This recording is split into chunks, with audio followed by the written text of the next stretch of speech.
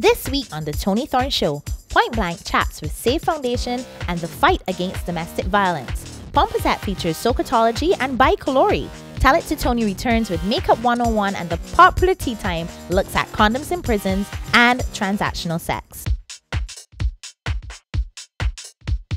We're joined today by Ms. Lisa Daisley, who is the chairman and founder of Safe Foundation, as well as Ms. Barbara Daniel Goddard, who is a counselor at Safe Foundation. And we shall be talking to them today about domestic violence and the work of Safe Foundation. Thank you so much for joining me, ladies. Thank you for having us. Thank you. So firstly, for those who may not know, what does Safe Foundation do? Okay, so Safe Foundation is a nonprofit organization, and we deal solely with domestic violence. We help victims that are male and female, and we also offer free counseling, free legal advice, and we are basically a listening ear for persons who want to talk about their issue, get it off their chest, who want to get help and need advice. A lot of people, when they call our 24-hour hotline, they sometimes are unsure as to if they're in an abusive relationship. It can be physical abuse, it could be verbal, so it would be things like name calling, emotional as well, trying to make somebody feel like they're crazy or they're imagining things and what is going on is not what's really going on. And more recently, we found we've been getting a lot of calls with regards to financial abuse. Yes? What is that though? A lot of the times, the male is the one earning the bulk of the money. And if there is any tension in the home, the first thing that they would do, as they're the main breadwinner, is withhold funds for food, funds to pay bills, and they use that as a way to get back at the individual because they may be upset with them about something. In terms of abuse in Barbados, is it what's the situation like? Is it a one-off situation, or it's very, very prevalent? Well, quite prevalent. It has been there since time. I mean, it is nothing new. And the difference is that it's at the forefront. So yes, it is very much within our community. It isn't, I cannot say if it's increasing or decreasing, but I can say that we're more aware of it, and we're more consciously taking notice. And when you call a policeman and the victim says nothing is wrong, what happens there? You know, do the police then take their word and turn their backs and go ahead, or? It's really a case of how much those officers are willing to take action and get people involved and give them information. I mean, the officer cannot say to you, he can say it to you, or he or she can say it to you, but they cannot make you leave the house. So they can say, look, this situation is a volatile situation. Is there someplace else that you can go and stay, even if it's temporarily? Anything like that. So they can make those sort of recommendations, but if you do not want to leave, there isn't anything that can be done. So you know, it swings and roundabouts really. You know, so it's some part police force, some part individual.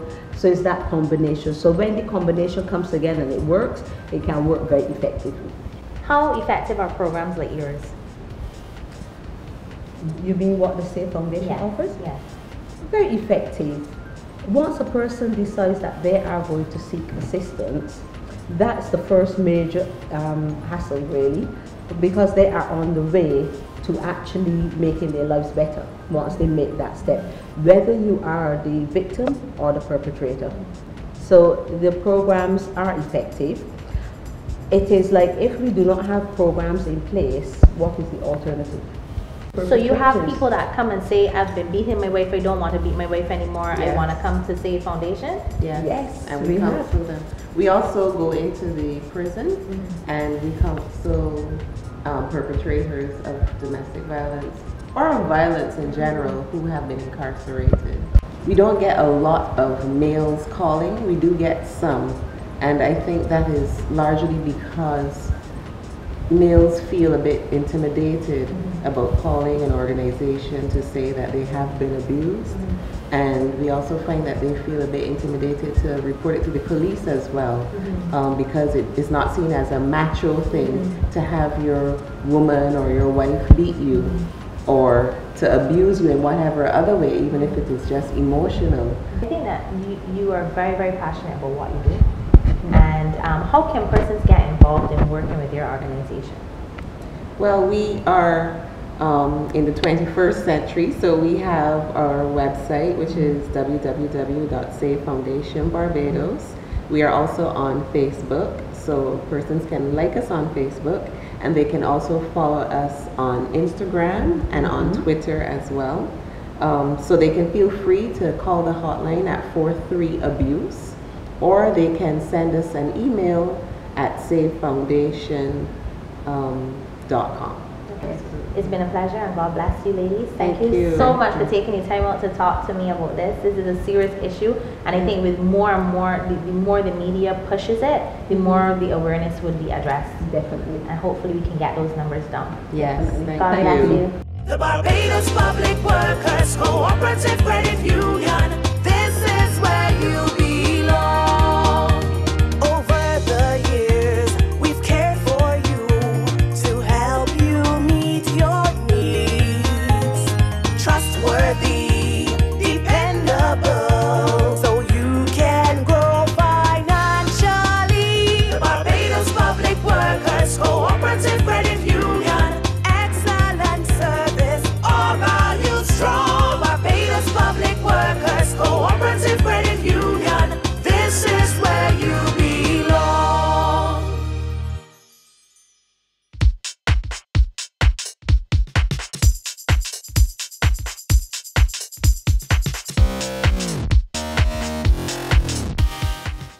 Tell me about your journey in designing. You just recently came back from Mission Catwalk.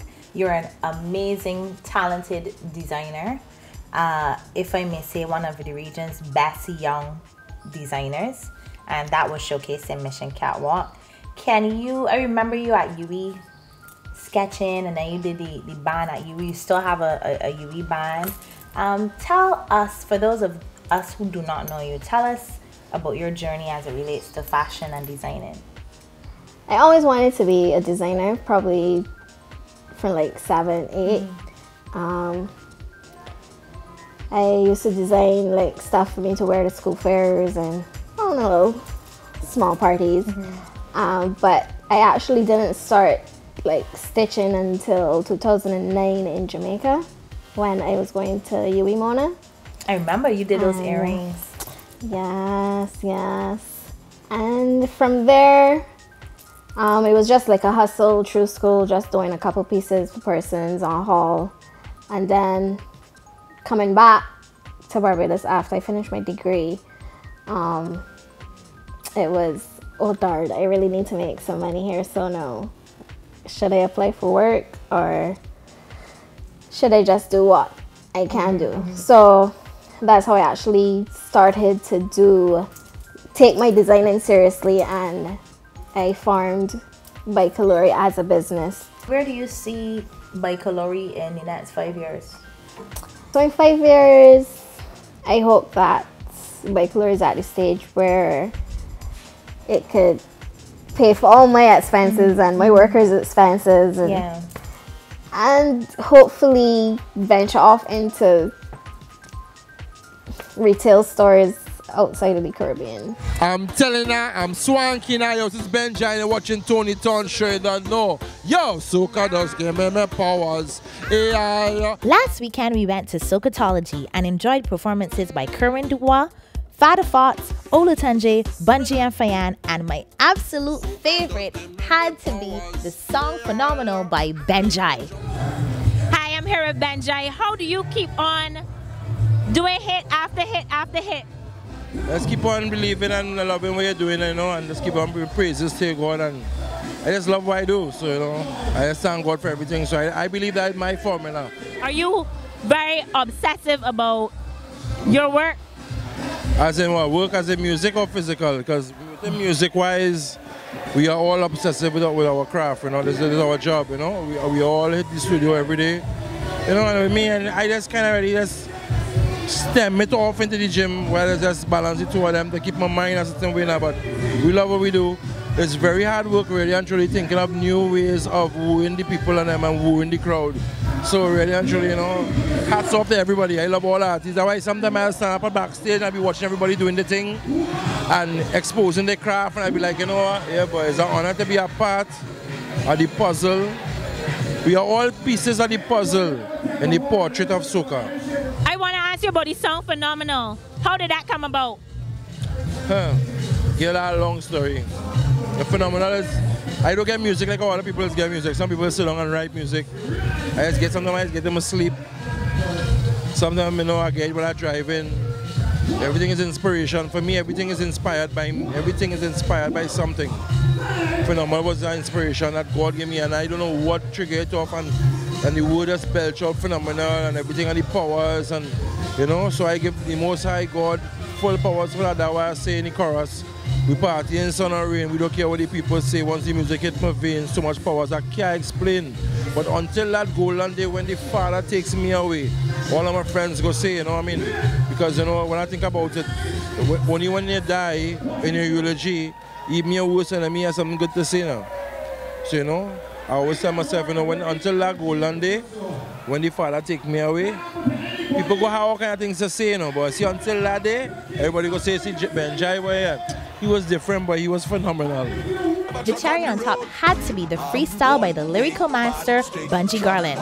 And by the way, for young girl, you could give me them boots. Yes, hunty. For the first my veteran, I must say thank you, very humbly.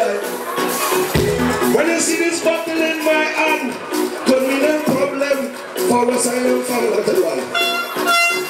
We have our next party to go, but if I take this and do so, none of them can find me after I lie down on my pillow. So when I'm coming so in front, they won't find Bungie inside next month. I don't think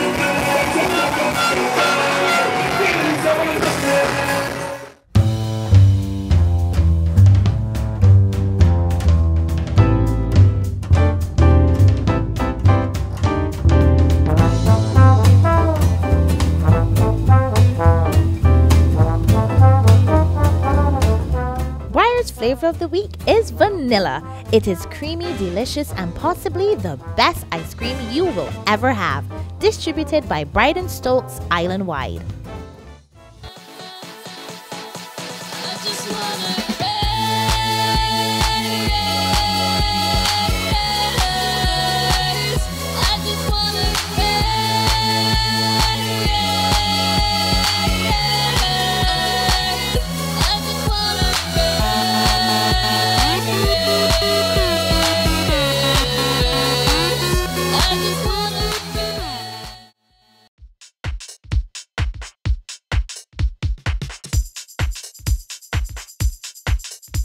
I honestly wish I knew how to do all these things with makeup, because I mean, people are transformed by makeup, and I think that some people just use it every day and it's so easy. So I think that I should actually get some tips and stuff like that. And do you? If you don't like to wear too much, don't wear too much. If you like a lot, wear a lot. It's you. Do what you want to do.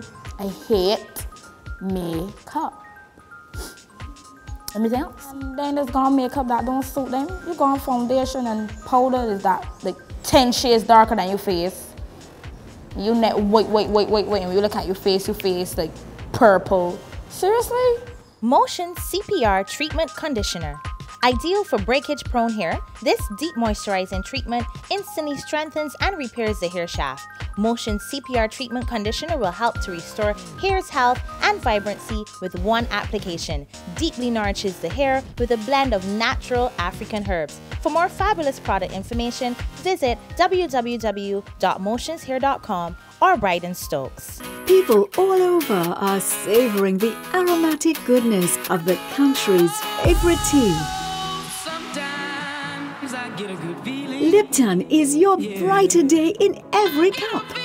Enjoy the rich, uplifting taste and aroma. Perfect anytime, any place. Lipton Yellow Label. Get the feeling anytime, anywhere. And try our new green tea with superfruit. Welcome to the Lipton sponsored tea time session, and it just had great tea with great friends, and we discussed two things: condoms in prison and transactional sex. And it was on so many different levels. Just take a look. To my left, I have Miss Rashida Beckles, human resource professional, youth advocate, and modern day feminist. Hi, Thank Toni. you so much for joining. Thank you for having me. And to my other left, yes, of course, Mr. Dominic Davis. He's a global shaper, and he has a plethora of achievements that he's so humble he doesn't want me to go through. But Dominic Davis, he's extremely intelligent, and I have a lot of respect for him and his intellect. To my right, I have Dr. Rhea Corbin, two very familiar faces to the show. But Dr. Rhea Corbin, she is a medical professional, and she's also very passionate about the creative industries and cultural development. And last but certainly not least, Mr. Inam Idrissa, also known as Strange Rasta. He is also a cultural enthusiast, and he's also a historian. So thank you so much, guys, for joining me. The first topic that we'll be discussing will be condoms in prison. There's a thought that if we do move towards distributing condoms in prison, that it is an issue legally and morally. What are your thoughts? We'll start with Rashida. As with everything else in Barbados, hypocrisy left, right, and center. If we want to talk about condoms in prison, is an underground population. We want to have all these different aspects of prevention and different outreach activities, etc., for the population that you can see physically with the persons in the workplaces, etc. But then when it comes to young people in school or persons in prison, they are population, underground population, that's never addressed when it comes to preventive measures, etc. At the end of the day, sexual activities will occur. And whether or not we locate within the institution of a prison, how are we then able to prevent or say that we've contributed to the prevention of the spread of not just HIV, because we continue to talk about HIV all the time, but STIs that many people do not try to address in this day and age. And then when these persons do, because not everybody stays in prison for the rest of their sentence, etc., when they come and then they want to have sex with me or with a male, etc., then we are with you. And then I have to think about, I have sisters, I may have children as well in the future. So when they come and they have been exposed and not able to protect themselves because we are unable to realize or come to the fact that these things are happening within our prison system, then we're exposing society even more. We have UN Millennium Development Goals, and how are we able to attack these underground populations, such as children in schools too, when that topic comes out about condoms in schools. These underground groupings, we continue to push them under because we don't want to address these things in Barbados. Excellent. Dominic. Yes, I am personally for distributing condoms in the prison, because people that are against it somehow remind me of those parents that are against vaccines for their children because of some perceived harmful effects. Because there's some decisions that have to be made for the public good and the public interest, and if it means that distributing condoms will help curb the spread of HIV and other STIs, just do it, Give them the condoms, give them some form of sex education, show them how to use the condoms, safe sex, because they still have to enter society at the end of the day. I never hate to think that if I went to prison and someone come up to me and want to do something to me, I can't even look to him and tell him, look, boss man, use a condom. Exactly. So you got to look at the prisoners too. We got to look out for them also. Yeah. So I am all for using the condoms. Medical professional. I'll be a little controversial and say that I would sit on the fence. The reason being, from a public health point of view, as Rashida and Dominic have mentioned, it would be great from a public health point of view. However, we are governed by the laws of Barbados, and at the end of the day, nothing comes above the law, according to what is at least supposed to happen. For example, if I were to break into your house, when I go before the magistrate and I say, well, I had 5 children at home who had eaten nothing for a week, she doesn't let me off because I had a reason. So at the end of the day, the law states you should not steal. In this case, the law states that sex should not occur between man and man, and until the prisons become mixed. Buggery. Exactly. Until the prisons become mixed, then condoms in prison would be going against the law. It's interesting because, like Rhea said, this is a question because it is a homosexual issue. That is the only reason this question even exists. But it's buggery about man and man. It's buggery because a lot heterosexual. Not specifically, but real bad. But this, as it relates to prison, that's why it occurs. Yeah. Because if prisons were mixed, the question would not arise. That's a good point. So that's literally why it's there. I mean, like the first time this came up was like 1996. It's almost 20 years later. You understand? And it's still a discussion. So this is a bit shameful in that aspect. And I mean, yeah, prison is an underground community, but at the same time, they're still part of society. You understand? Society is large and all-encompassing. And when people say something about when they come back to real life, like prison is a part of real life. You understand? So let's not do that. And it is time for like stupidity to stop parading on a moral high ground of some sort of, well, to stop parading on this moral high ground and realize that these are things that are happening and they have real world consequences. They do. The consequences. You understand? So people have contracted AIDS in prison and HIV. People have died from AIDS and HIV. Barbados and the Caribbean as a whole has a serious problem with AIDS and HIV. And looking at these communities and saying, you know what I mean? As if because it says in the Bible or the law of the land, don't do this, well, let's just avoid it. It's happening, so we have to address it. At the end of the day, we keep talking about, it's not only about having sex, but at the end of the day, everybody has urges. Yeah. Everybody wants release. Yeah. So it's not just about condoms in prison. Everybody can't just do hand jobs all the time, though. So then there's another twist I wanted to bring to it, whereby in some places in the States they do have the visiting relationships where persons come in, but then it's the discussions, the opposition was that you have to set a timeline for me to have sex with my spouse, and then it was trying to tweak persons away from having homosexual relationships whereby they can have their spouses, female spouses or male, coming in then to be able to have intercourse. I'm not sure I agree with that point, however. Go ahead. My stance is that the reason why someone is in prison is supposed to be a punishment for an offense. Alleged offense. For an alleged offense that would have gone through a court case and a system that is likely supposed to tweak out the ones that did not occur versus those which occurred, but that's another topic. But if you start allowing their spouses to come in, then people are going to say, well, then I should be allowed to go to my mother's 50th birthday party. I should be allowed to go to my sister's funeral, which actually probably does occur. Hold on a minute, they're allowed to eat, right? But they're allowed to eat. Sex isn't. But it has been proven that you must eat to sustain life. Some people think that you must have sex to sustain life. That is true. That is a thought, but it hasn't been proven. If you start to introduce, if you're saying, yes, there are humans, so they should get this and they should get that, then the only difference between them and me is that I am working and they are not. The second topic that we're going to discuss is the issue of transactional sex. I love this topic. I think we need to understand what you mean by transactional sex. Okay, so another conversation I was having, and I kept saying, this is about a year ago, I kept saying prostitution, prostitution, prostitution. And the person said, darling, it's no longer referred to as prostitution. We now call it transactional sex. So I just wanted to discuss the concept of transactional sex and what is it, and where do the lines blur, and where do we draw where do we draw the line when it comes to I don't think the there's definition? a line to be drawn. Everybody engages in transactional sex. I mean, you have sex with somebody, you're sharing your emotion, you're getting something else in return. So I mean, I don't really think that's the transaction. Yeah, like I mean, sometimes people do it for money. Somebody might do it for a car. Somebody might do it for company. You know, it's just like, so sex is all about exchange. transactions. Yeah, exactly. What? So I guess at the end of the day, then, it is whether it be a tangible gift you're receiving or a non-tangible one, and that would be where the line draws, because it seems that people obviously have a problem with when it's something tangible. Yeah, that's true. Yeah. So when it's something tangible, that's where the issue comes. Yeah, if maybe it's people can actually see. Yeah, like you got that, you got this job. Exactly.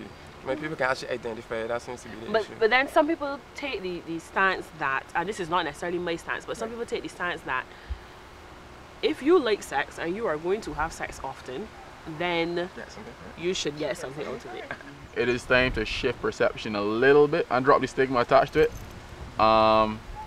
Especially for what I guess, since we can't call them prostitutes anymore, sex workers. To drop that a little bit, because like we were talking about just now, that has public health consequences. Exactly. When you attach, when the stigma is attached to it. So what kind of consequences? Okay, the same thing that happens with gay men.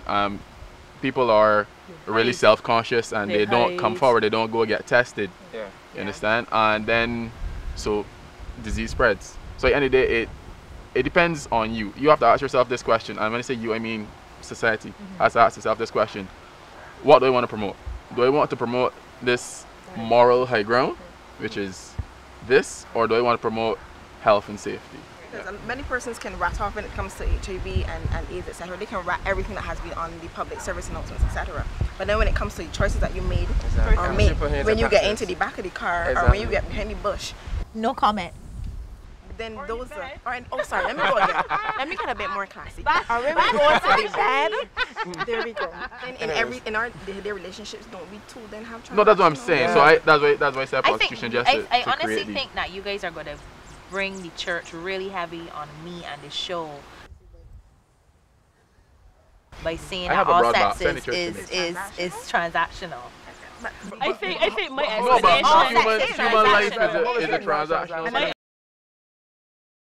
So soliciting, which is basically prostitute on road. Hi, if you want to have sex with me, you have to pay me $60. That is illegal. Are you then saying that you think that we need to change our laws, or? I kind of on the fence. I think that if it was not illegal, we'd be able to control it more, so people wouldn't be doing it behind the scenes, basically. But at the same time, I could see the need to have some restriction in the law because you don't want people to be taken advantage of. Okay. Ria? I don't think that law should change, and I think it's there for a reason. And it's going to seem like I'm going away, but I'm going to come back. It is like the law that says persons cannot donate blood for money, and the reason why that law is there is to prevent that incentive for persons who may have diseases that you do not want to be in the blood, from them donating blood. Same thing. So it's kind of the same thing. Someone is more likely to be less careful if money is involved than if it were not. And I think that's the reason why the law is there, and therefore I don't think that it should change. Okay. Barbados laws are very archaic. We fly a broken trident and have a lot of Union Jack laws that the Union Jack no longer has. And I don't think it is so much, actually I think the opposite is true to what you just said, actually, because if you decriminalize or legislate, then you can actually control it and regulate it a bit better. And like that, it's not as if people are not doing this. You understand? Because I mean, rooms for rent, $50 for 4 hours. What is that for? So will we get to a point where we say people are killing? Let's remove that law. No, people will kill regardless. Let's remove that law. But I love my little man hot and spicy. Murder is a serious. So is HIV and persons selling their body and syphilis, but and pregnancies that are not wanted. That is also a serious issue. But whereas the decriminalization of buggery and prostitution can have a positive impact on public health, decriminalizing murder, on the other hand, or legalizing murder, will have a very negative impact, not just on public health, on the size of the population, so it's natural selection for you, and just general order. Where do you propose? Because Barbados is a very Christian society. Sort of. Where do you propose we find the middle ground between catering to the beliefs of the church and morality, and going in the path of, you know, what human rights laws are saying and development? Okay. Because you have to consider the church whenever you're doing these kinds of things. People like to consider the church. What I would like, the church should consider reality. As in what is. Okay. And let's not be too focused on this biblical morality thing, which is very, very selective. You can get some licks from the church. You understand? Because like I said last time, people will say no to marijuana, no to homosexuality, and eat pork in polyester and cotton shirt at church. Can't happen. You understand? So I really don't take the church's opinion on it too seriously, because it is very hypocritical and really, really archaic. You're going to get I don't mind. You can burn it. You can get lashes. You can burn. You can get lashes. It's education. education. Or is it middle ground or regulation? decriminalization and regulation? No. The middle ground to me is education. Well, excuse me. This is what can happen. You as an adult can make your decision. Exactly. And what choice you have made is your choice. That's my stance. I think that's the middle ground because we're not really agreeing. Right. And I don't think any generation in times to come will ever agree. So I think you need to just educate people and let them then make a choice. Thank you so much for watching the Toni Thorne Show and for joining us for the Lipton Tea Time session. All about sparking debate. You do not have to agree with all that we're saying, but it's beyond that. It's about sparking discussion, and hopefully tomorrow, whenever you decide to watch the show, you're at that coffee table and you're either cursing us really, really badly or agreeing with us and having a great discussion. God bless you. Only coming on the show and making me get rid of the church. Hi Pamela, I'm Toni. You get your TV time and want other people get the TV time? And it goes against morality. Jeez.